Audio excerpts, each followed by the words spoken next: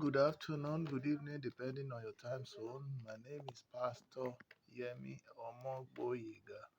Thank you for joining my channel. If you're a returning subscriber, I really appreciate you. Please do me a favor, subscribe to my channel, like our videos, press the notification button so that you get to know when we upload new videos. And at the same time, please comment as you deem fit. God bless you. Okay, now I want to talk on the topic hiding under the canopy of man is not perfect. Hiding under the canopy of man is not perfect. I got this topic from the one of the critics of Dr. Apoki. Dr. Apoki commented on Auntie Adoni um, about what she said and how she said it, and he concluded that Auntie Adoni was um, an embittered uh, person, and Auntie Adoni responded by saying, "I am not embittered. I am speaking from my personal experiences in the church that I attended, and that what appears like as if I'm embittered is the passion that followed what I am saying. Because as Yoruba will say, ẹni tó jì sí kòtò, ó máa kọ́ ará yòókù lọ́gbọ́n." And that is someone who has fallen into a ditch. The next person that will go there who is wise will not fall into the same ditch. That person must have taught this prospective uh, person who would have fallen into the ditch a lesson. I have been to a church. I have been badly treated. I lost my husband, and the church drove me away in spite of all that we did. So, if that will mean embitterment, uh, well, so be it, but it is not really, I didn't have the mind of bitterness in the sense that God has fought for me. I have overcome that problem. But what is important for me now is that I do not allow other people to fall into the pitch or into the ditch which I had fallen into, which God rescued me, because it's not everybody that will come out alive. So I'm only narrating my story to let others know so that they beware that they don't become victims like me. And one of the responses that Dr. Apoki, which offended Dr. Auntie Adoni, is that, well, there is no perfect church. There is no perfect church. And that is where I take this topic from. That statement, in view of what is happening in this country today, has become, though it is a true statement, but there are some times that the truth may become so bitter that if you tell it at the wrong timing, it may become an offensive statement. There is no perfect church, and it is a true statement. But what we are witnessing in our churches today is not in that realm.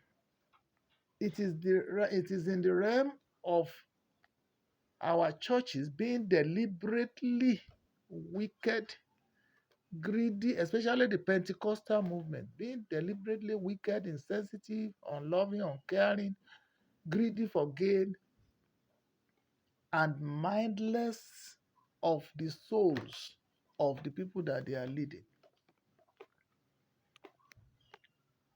That is the truth, and that is what triggered off Auntie Adoni's anger. Indeed, even myself, I was kind of um, Dr. Apuki is trying to explain that, well, you may not have a perfect situation. That's true. No matter how much you try, human effort can never be perfect. But we have to realize that perfection, holiness, righteousness is the standard set by God for us.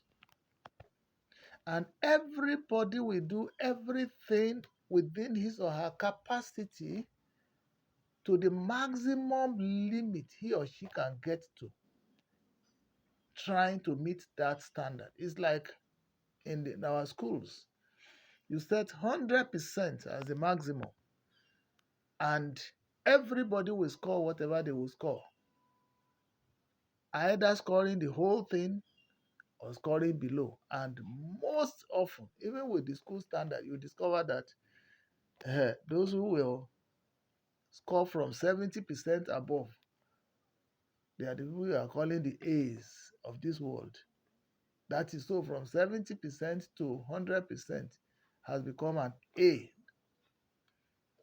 And you will see that only few, insignificant few, can score 100% because the standards are high. And that is exactly the standard of perfection set by God, perfect standard of excellence set by God, standard of righteousness set by God, standard of, purity set by God. Therefore,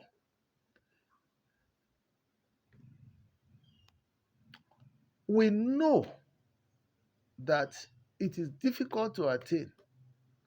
At the same time, we should realize that we should always linger to do better, to move towards the mark.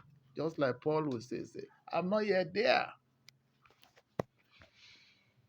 I'm still lingering. I'm still struggling. I'm still, even many a time, I still find myself short, falling far short of the standard. We know everybody will have his or her own challenges as far as meeting the standard that the Lord has set for us in matters of righteousness and even the standard of love for God, love for man. We can only do the best we can. However, when it becomes obvious that people are now hiding under the cloak of imperfection, that they can do whatever they are doing because they are not perfect, and then the churches can do whatever they want to do because they are not perfect, then we have cases of GOs impregnating their secretaries, and under the canopy of man not being perfect, we have GOs stealing under the canopy of man is imperfect. We have um, GOs exploiting, you know, people instead of saving their souls. They bring them in to exploit them. An example was given. I just watched Awikoko's little presentation, which I saw this morning, talking about, for instance, a GO who is the most prominent GO here in Nigeria as of today, who is doing staging a program for family week or something. And in order to ensure that money comes in, he still wrote a booklet which is selling for as low as 500 naira, so that the people can be in a position to afford it. And then, now coming to how they will divide the money, said sell it for 500 naira, send 250 naira upstairs, and then the remaining 250 naira, send it to, I think they said the province, it was alleged, to the province, whatever comes to the area, zone, or parish, I don't know. But what we are saying is that it is another way of raking in money. Because, you see, this booklet, if the church really cares, from all their collections in this world, they should be able to afford this booklet, print it, give it to all their members worldwide as a token of love. If it is a must that they must possess this book. And again, today is a digital world. Whatever you want to teach in that book, why not teach it just as you are relating with all your congregational members in one of your monthly programs, Sunday services.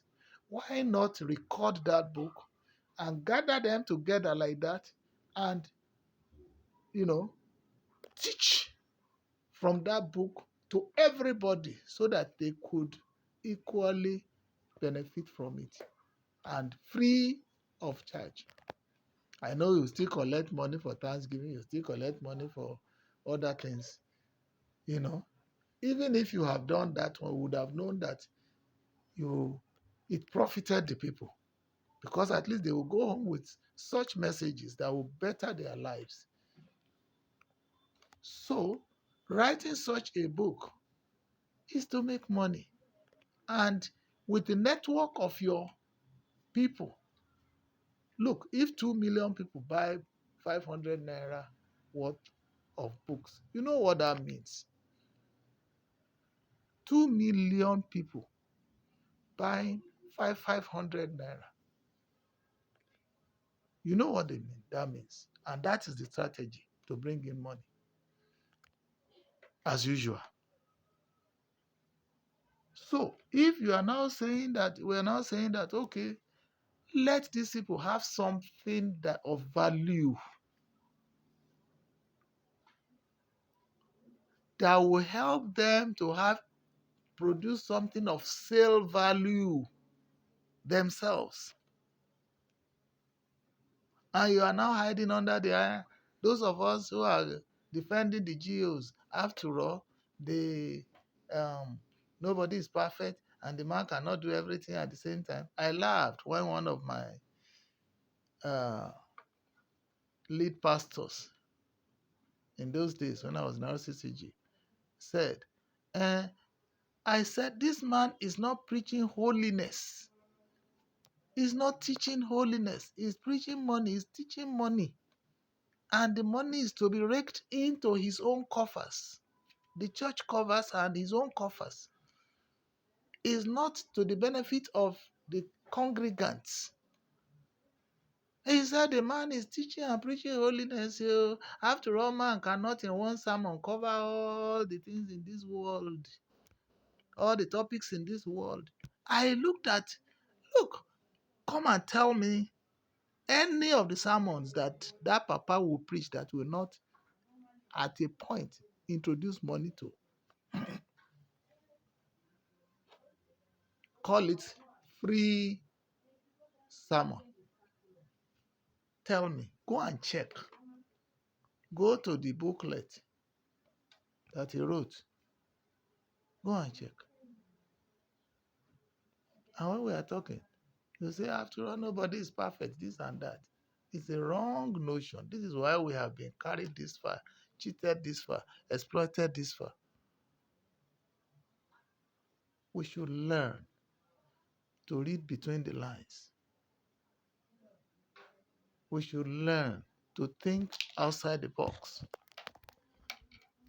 We should learn to decipher. We have to have a discerning spirit to know when we are being fooled from when we are being um, exploited. So it is very important for us to really know that yes, nobody is perfect. But when it becomes obvious that what you are doing is deliberate and is wicked, we must all speak out. God bless you. Let's just stop here because my phone memory is gone. Have a wonderful day. Please share.